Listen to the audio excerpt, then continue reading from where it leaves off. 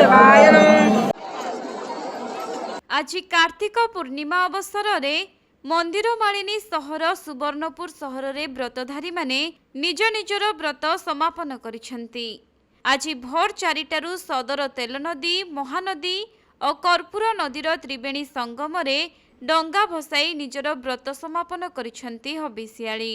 तेबे सहरर उपकंठरे थिबा महानदी तेल नदी और कर्पूर नदीर संगम स्थल रे व्रतधारी माने स्नान करी कदली पटुआ एवं सोलो कागजरे तैयारी डंगा भसाई आउ अतीतर नौवाणिज्य परंपरा को मने पकाई व्रतधारी माने डंगा भसाइबा सहित धूप दीप और नैवेद्य देइथिले।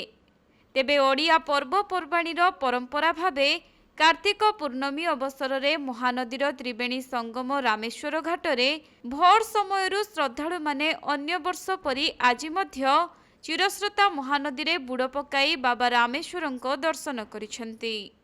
तेबे एही समय रे श्रद्धालु माने पारंपरिक गीत आ का मा बोई बोली बोईत बंदन नीति समापन करिथिले।